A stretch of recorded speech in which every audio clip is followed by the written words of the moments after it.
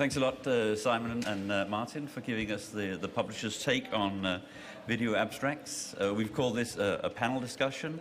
Hopefully you'll be asking the questions and putting your points of view across, because I know that both of you have said it's actually the researchers that we're interested in talking to, not just a bunch of librarians.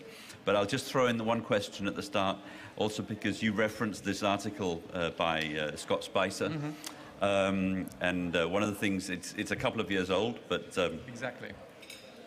So things have probably moved on from there. But he talks a lot about, and the investigation is, where are these video abstracts actually available? Is it on the website of the publishers, other publisher platforms that we could be talking about, or are they freely available on YouTube? And I'm thinking about the investment that you're making on taking these video abstracts in-house and doing a lot of work on it, and it's probably costing quite a lot of resources. So do you see this as a promotion which is freely available? Absolutely. Or do you see this as something which is something that is hidden behind, which is value adding to the articles? So you don't just want to give it away for free, you actually want it to be part of the subscription fees that you're looking at. And maybe both of you could answer that, but also what are other publishers doing? Because I think that would be interesting as well.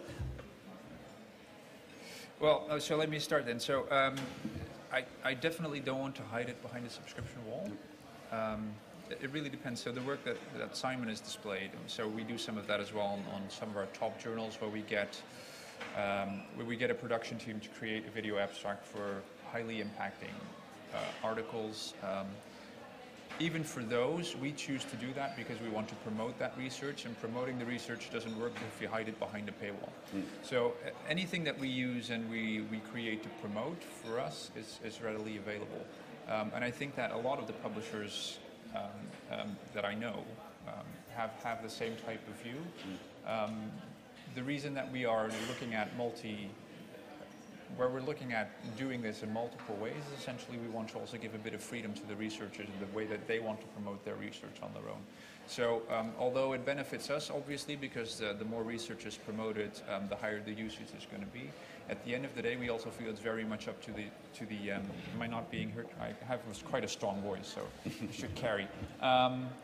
So we also think it's a lot up to the researcher to want to promote their own work and to promote their own work. So we want to give them the tools to do so.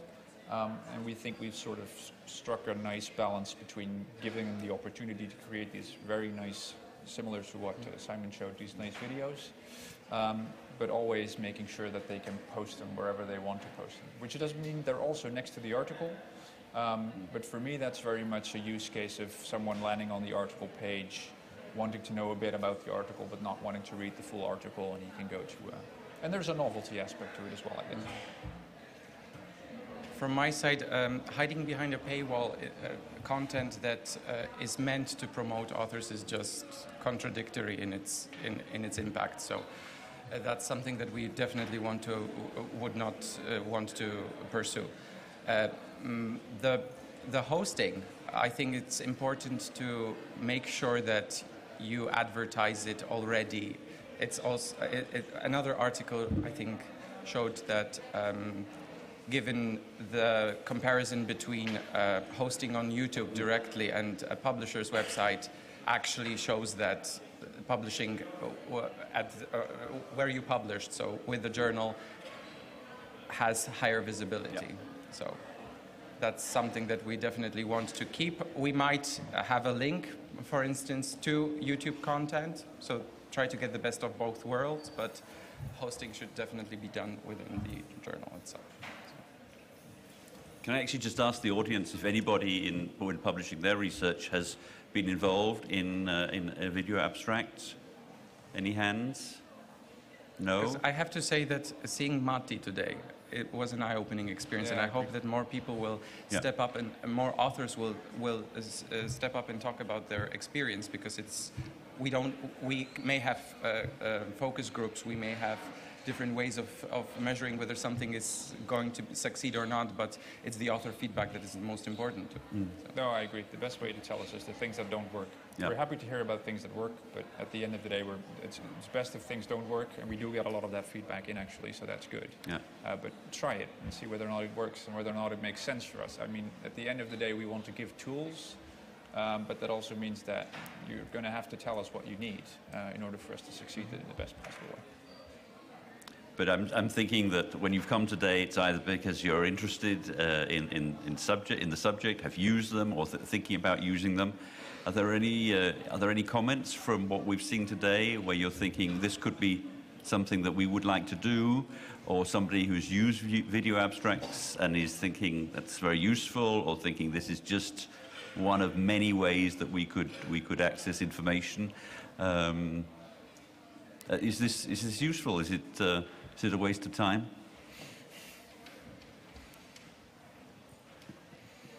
Thank you. Well, I'm obviously very early in my research career, and a couple of questions I would have is, do you approach us as researchers because you think it's valuable for you, or do we approach you because we say, hey, I would like to do this, I would like to make a video abstract? How does it work? So for us, the way it works is really we approach everyone that has an article accepted. So I think we send about 7,000 emails out to authors on a monthly basis, telling them that we have this capability and that they're free to use it. Which doesn't mean that it's compulsory in any way, as some of the submission things will be. It's free to use, and that goes for anything that we have that gives you the availability to do anything extra with the article, like upload data sets, like upload visualizations, like upload any information that you have, even if it's embedded in the article. We give the opportunity. We think it adds value to the content, and from the usage statistics that we have, and from what we can see that actual people that are engaging with the platform, we do see that it helps to promote your research quite a bit. So that's something that we put out. At the end of the day, it's up to you whether or not you want to use it. We do get people coming to us with requests saying, I have this particular thing and I want to upload it. Can you make this can you make a visualization of this particular thing? We've released, for example, something that allows you to zoom in and out on slides, microscopic slides. So that means that we had to create an opportunity to upload huge file sizes that you can now zoom in and zoom out on, which is quite cool. So it really depends on the need and on the need of the user. On our side, it's pretty much the same in terms of the author-solicited videos. Everyone has a chance to do that, but for the material science journals that I just mentioned, because of the capacity issues, we are trying to limit it only to the flagships. So that's where this is going to be highlighted, and then maybe in the future, if we have new models of production, then and we can successfully have larger volumes of production, then it should be offered to everyone and in every journal that we have. But for the time being, it's rather restricted, but the other author-solicited options are for most of the other life sciences journals especially. So, yeah. Thank you. Actually, I would like to ask Martin, you told us that there is no review, there is no moderation, so to speak. No. You pretty much accept everything. Yeah. But have you had any thoughts about whether or not this might cause an anxiety from the researcher's point of view? Because I imagine that they are used to having their things reviewed, whether or not it's for an article or they are proposing a presentation for a conference. They are used to having their thing reviewed before it's accepted. So yeah. Would it cause any anxiety on the scientist's part, you think? That's a really good question. The reason we've done it in the way that we've done it has a lot to do with the fact that we don't want to over-ask people. we've also found that, for example, we also ask authors to upload author highlights, which is sort of key assertions in the article. And they have to comply to certain standards, and it takes a bit of going back and forth between authors and journal managers to make sure that that goes well. And that's been a hugely urgent factor for people. At the end of the day, I haven't heard anyone feel any anxiety about it. We also don't check whether or not the content is fully in line with the article. Because we expect it to be a tool for promotion for people, we have the expectation that the people that are creating it want to make sure that it's aligned, because at the end of the day, if they present something that that completely differentiates from what is in the article, that's going to be an issue for them. But I don't know, maybe there is a video on there that shows a picture of a horse for 4 minutes. It could be, I don't know. The capability is there. If that's the way you want to promote your research, then don't give us ideas. I'll try to take it down, but I don't feel that there's a huge amount of anxiety. It may be that that's the reason why people don't use it. So, like I said before, we send out about 7,000 requests each month. That has about 180 to 200 people actually creating an audio slide set. So the volumes are still quite low. And I don't know whether or not that has to do with the fact that people think it's a nuisance to do, or that people are feeling that they're uncomfortable to do it. That's not what the research shows. The research just shows that as soon as an article has been accepted, people just go, okay, I'm done. Which I can appreciate, because it just takes a lot of effort to create a paper and to put it online, and then once it's done, you really want to go on with doing all of the other interesting things that we do.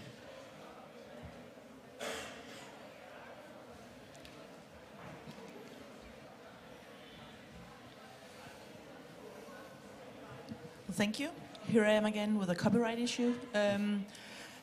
As a librarian working here, we do a lot of the research registration, and we do register all the publications here, every output from the DTU researchers. Video abstracts could be an option as well, as Gitte mentioned in the beginning. But you said that you want to have it hosted on your Wiley website. So we want to have both of best of both worlds. Best of both worlds. So okay, sorry, it's I didn't definitely hear the best. We use the capacity, the platform capacity of promotion from the journal, but also it's hosted on YouTube, it's hosted on Vimeo, so there's a link to both. So we want to have the best of both worlds. It's not definitive as to where it's hosted, but it doesn't mean that it cannot be hosted by DTU, for instance, or the funding agencies. It's up to the author to decide where it goes. The only restriction that we had in the Creative Commons license was no derivatives. So try to stick to the actual content. Don't chop it up and put in horses. It could be nice. Exactly. Yeah, but I think that, in my point of view, I mean, a lot of students will benefit from these video abstracts because they might not understand the full content of a research article. Exactly. So that could be the first key for them to sort of enter into the scientific world, instead of being sort of, I mean, drawn by it.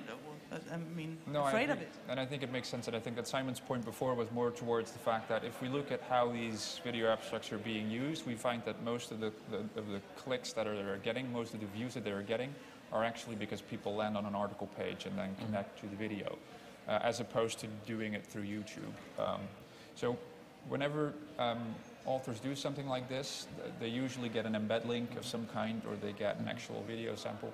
They're free to do with that what they want, in the same way that they can upload their working papers to the university, or their preprints to the university repository. So I'd be a big proponent of making sure that we can disseminate this as broadly as we can, but at the end of the day, everyone benefits.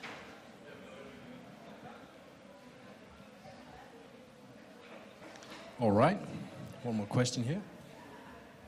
Actually, straight back to the license, because the CC BY wasn't just non-derivative, it was also non-commercial purposes and by attribution, so it's... Yeah, by attribution is normal, I think. Yeah. Everyone is, but the non-commercial, which version is it? Huh? Don't sell it. Yeah, I know, but I've been working with it a lot, and non-commercial might also mean that you can pursue us if we put it in a TV show that is making money of it. I'm pretty sure that's not, there's no intent of any of that. So the legal team took care of the fact that it has to be open and. Okay. So you just what you don't want. want us to sell it. You don't wouldn't actually pursue someone. So a lot of that goes towards, for example, and that holds for abstracts as well. If there's a commercial entity that creates a larger product based on something that is within the content and tries to make money off that, that does become an issue at some point for publishers. That is in no means to say that if you were to have it visualized here on a loop continuously all day and charge people €1 to see it, I really don't care. But if there are larger corporations that are really pulling this content out of all of the publishers, then that becomes an issue for us at some point. I think that that's more the intent. Okay. Any more questions? Or yeah, our researcher Matty also had one slide where he was the good things and the bad things, or the problems, and this is also a little bit about the audience. You know, is it a generic audience and a layman's audience, or is it the scientist? And listening to you today and reading up on this, it is a peer-to-peer thing, I think. But you still get in some of the articles there's a little bit of, well, we want to make science more visible, and to pinpoint what is it that science does for society. And obviously you can't make abstracts which are for both groups, I don't think. But or maybe you can. But maybe maybe you could just comment on that then. Is there also a market for sort of abstracts which have a wider audience than the scientist? And who's going to be making them? Is that publishers, or is it TV people, media people? Who will be doing that? Do you want to go first? Well, it's almost as if we're trying to go back to the distinction that I tried to provide at the very beginning. Science videos, short science videos, are not video abstracts. No. Video abstracts are more of a peer-to-peer thing, with a little bit of trickling down the cascade to science enthusiasts and people who are really interested but don't need to have a degree to understand it. That's accomplishable with this format. Short science videos, they have been around, they generate a lot of interest, but they're a completely different thing. I mean, Hashem Al-Ghaili has this Science and Nature page on Facebook where he has, since December 2015 when he launched it, and makes these videos about what is published in Science and Nature, and in a broader scale, these short science videos had 1 billion views in June. That's amazing. Those are amazing numbers. Video abstracts will never go to that level, but they are more of a professional product, I guess. No, I get that. I was thinking more about whether is there a role or an interest from the publishing community to take up that task, or is it you're thinking there's no buck in there for us? No, well, I don't know whether or not there's a buck in there for us, but we do also consider it to be our responsibility. So at the end of the day, dissemination of information doesn't only go towards the scientific community. No. A lot of the discussion that there has been with funding bodies as well is that science needs to have an impact, and we share that. We share that burden essentially with all of the people that are publishing with us. So it depends on the area of science, to be quite honest. A paper that is a paper in we had a discussion with someone in the audience about that before. Within physics, for example, or within mathematics, it can be very difficult to write a good abstract about a mathematical proof. For example, a lot of the stuff that we publish in agriculture has a really practical need. So what we've seen is that it's relatively easy for us to create something like a layman version of an article that's about crop sciences, and push that out to an outlet that introduces that type of information to real farmers that are farming their land, which are still they're big farmers. They're highly technologically advanced farmers, but there is a role in there to play for us. So we've put out a pilot a year ago to write layman abstracts for articles. What I do find is that if you ask a scientist to write a layman abstract, it's very difficult. Because they're so ingrained in their subject. And I had that before when I did philosophy as well. It was very difficult for me to explain what I was doing. because I was always going to go into an immediately very detailed level. So the pilot that we did is we worked with a third party that wrote those abstracts for us. So we wrote with science writers, almost scientific journalists that have as an expertise to make something more applicable to a day-to-day audience. But even then, you need to be very picky as to what you take, because not everything is going to be useful for that. So to answer your question fully, I don't see a commercial model in it. I do see applicability. I think it's partially also our responsibility to pick up the pattern, but it's not going to be across all of the sciences and across all of the publications.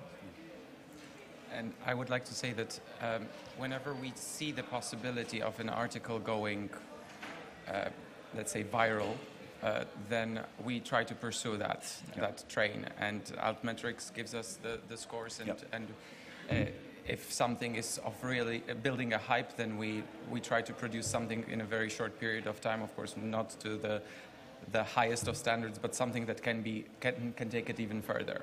But when you have jewels in the pipeline that interest a broader audience, that's when you jump in and make a short science video about it. We'll just have one follow-up question and then see if there's anything from the audience. Otherwise, I know lunch is ready over there. The arts and the humanities, social sciences, I don't get the feeling that this is something which has been taken on board in quite the same way. Is that because hard science is always 5 years, 10 years ahead in the technology department? Or is there because there's less money available here, or other reasons? Because I could quite obviously see social science results communicated in an abstract fashion, not abstract, in an abstract. So what? So the quick answer to that is we don't publish philosophy or any arts and humanities at all. No. So that's a ready answer. We do publish social sciences. It really. So I have a similar perspective, for example, on text mining and on the use of natural language processing and distributing information, which you see works really well in the life sciences. It doesn't work at all in the social sciences. So I guess the perspectives from both of those areas differ, and I guess that might be true for this. If I look at the spread of audio slides, for example, that we have across the whole portfolio that we publish, there's an equal distribution between social sciences and life sciences. People essentially all go to conferences and present their information. They're very used to that. I don't see any big difference there. The information that might be interesting, let's say, if you push it to a more layman audience, for social sciences is actually more interesting than doing that maybe for any of the other disciplines. So I don't see a disadvantage there. Purely speaking, as a philosopher, having published, I wouldn't actually, I think, for any papers about philosophy of mathematics, present an audio slide set. It just doesn't really appeal to me. But I would also have to say the same thing, actually, because we're in the same scope of things and the same portfolio. So I think that I agree with you that there would be a future for that. Yeah. And it's only up to, maybe we are still in the testing phase. Yeah. What's the best model to pursue? Yeah. And once that is established, then they will kick off. I do believe that videos will kick off. They have to. I don't know if there are any last questions. Yes? Just a comment related to your last question, should journals go for the layman's article? There's one of your competitors, I think, is running an interesting experiment where they are proposing that a teacher, a student, and the author himself should come together and write the layman's version, and that goes through the usual peer review. I think it's still an experiment looking for its business model to make it sustainable, but it seems to be attracting attention from the non-academics in terms of what you can do with the article and then how you can reach the non-academic audience. No, I agree. It's an interesting topic. Apart from the fact that creating them is difficult, disseminating them is also difficult, because what are you going to do with them once you've actually written them? How are you going to make them accessible to people? That's a totally different subject. That's a quite difficult thing to target. So again, for us, it's not been a huge priority, also because the questions that we're getting are not focused on that. But I'm happy to see that at least someone is spending some time on it, because I do think it's of relevance. I have one final question just popped into mind. If, for instance, I mean, DTU and other universities, we have repositories where we can actually host things. Yeah. So instead of our researchers doing video abstracts in Elsevier or Wiley, they can actually go to the Media Lab, do it themselves on behalf of what they've written, and then we can host it side by side on the metadata and the publications and the original DOI stuff. So would that be allowed? So I had a very brief discussion about that before. At the end of the day, we have the ability to integrate a link in content that links out to anything. At the end of the day, it's not impossible to do. It's not something that we've been asked to do. I wouldn't say no from the start.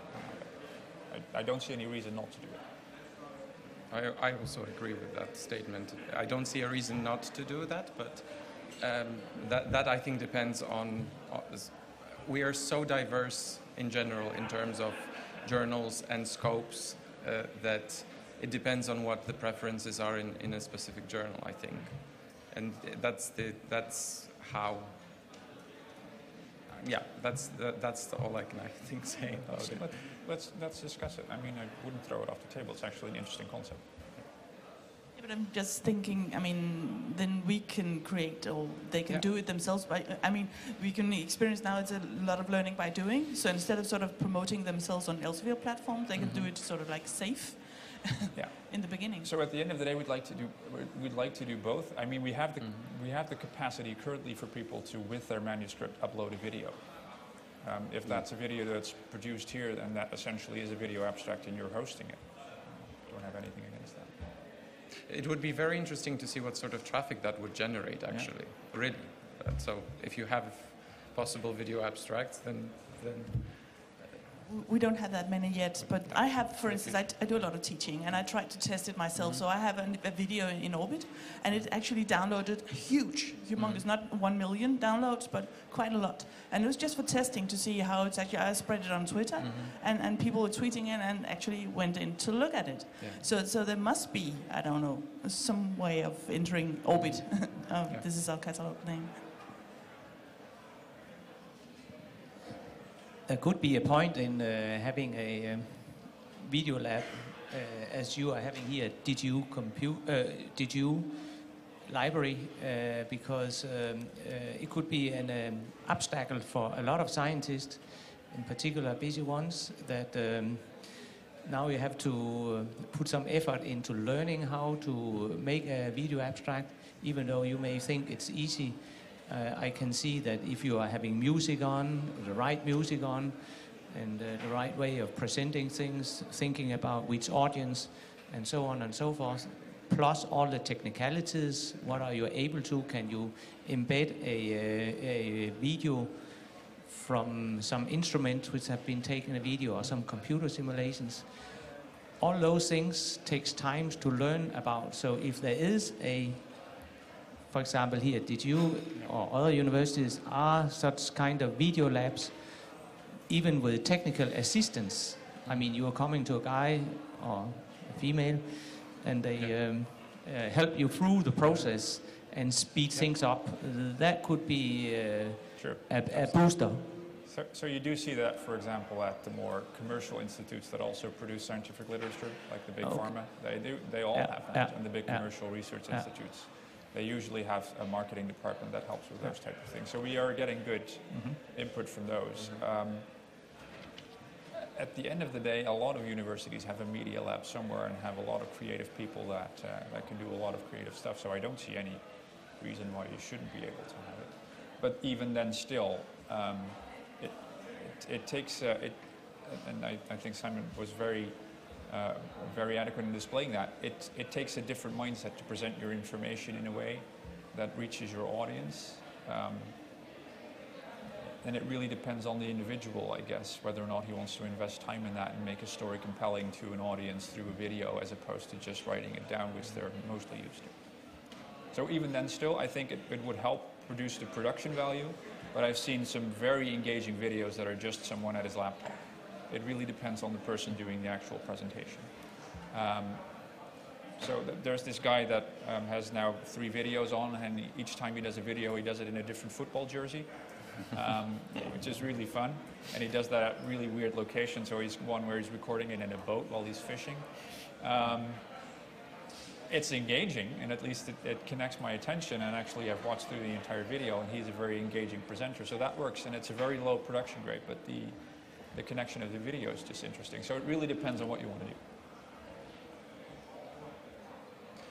I just have to say that I was interviewing yesterday Professor Krebs from the Danish Technical University, and if I had known about Media Lab, then I would have definitely come and talked to you guys. Because carrying all that equipment with you from Germany, not a great idea.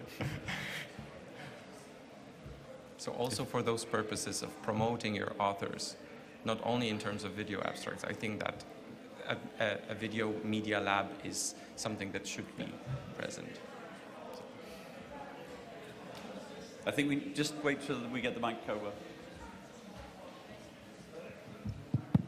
I was just thinking towards the future, maybe 10 years down the line. What do you guys expect to be the penetration of this? Maybe 10% of your articles submitted with video abstracts, or more than that? And do you think it will maintain its impact if it does reach higher, let's say, saturation? So it's an interesting question. I guess it's part of the question for me, where do I see publishing go within 10 years? Which a lot of people have made very interesting predictions about over the course of the... I still remember there's a very nice article that was just resurfaced, which said that Elsevier would be the first one to perish from the event of the internet, because digital publishing would revolutionize and wouldn't be necessary anymore. I do see video becoming a more important part. I do see video articles becoming a much more important part. What I also see happening a lot is that not only social media, but the way that people are engaging with each other, specifically in scientific communities, are going to be more core outlets to share information. So people will start sharing information more in their scientific community. And I guess that also goes towards published materials. I also see that the way that people are publishing information is going to be more diverse than maybe that it is now. We've looked at doing micro articles that allows people to publish shorter form articles and reduce the workload. I do think that looking at the uptake that we've had, we started out very low with maybe 1 or 2 trickling in. The more we get, the more attention they will get, the more people will want to do it. So it's also a volume thing, and we do see it in Greece. Over the last year, I've seen it increase from 100 monthly to about 200 monthly. If that continues, then I do see people using it more and more. And as soon as people try it and actually have a good experience with it, they're going to be more likely to do it again. So of all of the people that have done it, we've interviewed people about if 85% of them said they're likely to do it again. That's a good figure. So 10% is definitely manageable. I think we'll actually surpass the 10%. 10 years is a lot of time in terms of technological development, so the next big thing might be something completely different. We don't know yet. But I do believe that our targets are that every single journal, just like table of content graphics, has video abstracts. Whether it's every single article that we publish, that's a different story, but the target would be to push those boundaries and see where we get and how far we get. 10% would be a lovely figure to have, but it all depends on what the author response is. Given Matti's experience and what he mentioned about him wanting to do it again, despite some of the problems that he encountered, I think that means that people would be willing to contribute and willing to continue with this concept. 10 years, it might develop into something completely different. We have to be open and adaptable to change. I think everyone's hungry. Well, I think, did you want to? No. Yeah. Sometimes you think a hand is going up, but then it doesn't quite get there. But thanks a lot, Simon and Martin, for your Thank you for having me. thoughts and deliberations on this. And thank you for some good questions, good comments.